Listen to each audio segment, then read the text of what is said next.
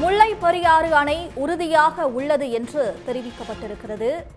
மக்கள் அச்சத்தில் உள்ளதாக கூறுவது காமிக் கதைகள் போல் இருக்கிறது என்று நீதிபதிகள் கருத்து தெரிவித்திருக்கிறார்கள். கூடுதல் விவரங்களுடன் டெல்லி செய்தியாளர் ராமகிருஷ்ணன் இணைப்பில் இருக்கிறார். ராமகிருஷ்ணன், விவரங்கள்.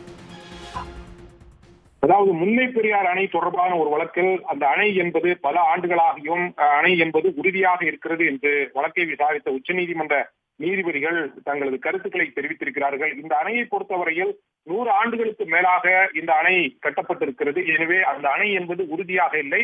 எனவே அந்த அணையை இடித்துவிட்டு புதிய அணை கட்ட வேண்டும் என்பது கேரள அரசினுடைய கருத்தாக இருந்தது. இது தொடர்பாக பல தரப்பினர் கேரளா அரசு உள்ளிட்ட மட்டுமல்லாமல் ஜாய் ஜோசப் என்பவரும் உச்சநீதிமன்றத்தில் வழக்கு தொடர்ந்திருந்தார்கள். இந்த வழக்கு என்பது உச்சநீதிமன்றத்தில் இன்றைக்கு நீதிபதி ரிஷிகேஷ் ராய் தலைமையிலான அமர்வில் விசாரணைக்கு வந்தது.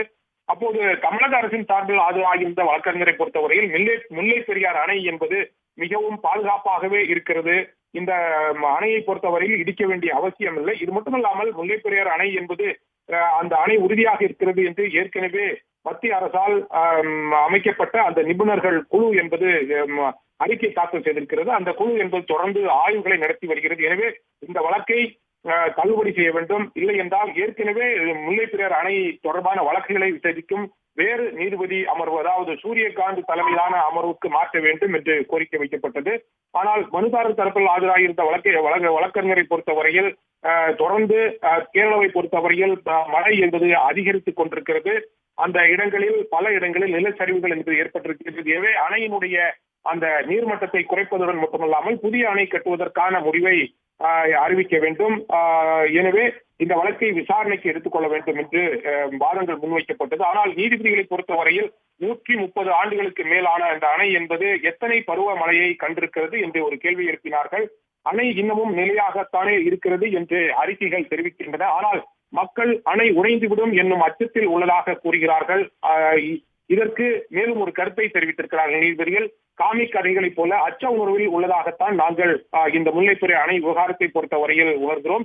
என்னை பொறுத்தவரையில், அதாவது இந்த வழக்கை விசாரித்த நீதிபதி என்ன கூறுகிறார்கள் என்றால், நானும் கேரளாவில் வசித்திருக்கிறேன். முல்லை பெரியார் அணை நமது வயதை விட 2 மடங்கு வயதிலும் கூடியதாக இருந்தாலும் அது நிலையானதாக உறுதியாகவே இருக்கிறது.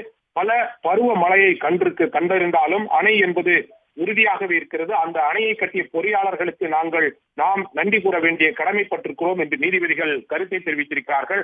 அதே சமயத்தில் இவ்வாறு கருத்து தெரிவித்திருக்கின்ற இந்த நீதிபதிகள் இந்த வழக்கு ஏற்கனவே முல்லை பெரியார் அணையை விசாரிக்கும் வேறு ஒரு நீதிமன்ற அமர்விற்கு இந்த வழக்கை பட்டியலிட கோரி நீதிபதிகள் இந்த வழக்கினரை ஒத்திவைத்திருக்கிறார்கள். ஏனென்றால் இந்த வழக்கை விசாரித்து வரும் நீதிபதி என்பவர் இந்த மாதம் 31ஆம் தேதியுடன் ஓய்வு பெற இருப்பதால் அவரால் தொடர்ந்து இந்த வழக்கினை விசாரிக்க முடியாது என்ற காரணத்தால் ஏற்கனவே முல்லை பெரியார் அணை தொடர்பான வழக்குகளை விசாரிக்கும் அமர்வுக்கு மாற்றி கொடுத்திருக்கிறார். அந்த அமர்வில் மீண்டும் இந்த வழக்கினுடைய விசாரணை வரும். அப்போதுதான் நீதிபதிகள் இந்த வழக்கை விரிவாக விசாரித்து முல்லை பெரியார் அணை உறுதியாக இருக்கிறதா இல்லையா என்பதற்குரிய உத்தரவுகளை பிறப்பிப்பார்கள். ஏற்கனவே உச்சநீதிமன்றத்தை பொறுத்தவரையில் அணை உறுதியாக இருக்கிறது ஏற்கனவே தீர்ப்பு வழங்கப்பட்டிருந்தாலும் இன்றைய தினம் வழக்கை விசாரித்த நீதிபதியும் அணை உறுதியாக இருக்கிறது என்ற ஒரு கருத்தை தெரிவித்திருப்பது இந்த முல்லை பெரியார் அணை விவகாரத்தில் ஒரு முக்கிய அம்சமாக பார்க்கப்படுகிறது.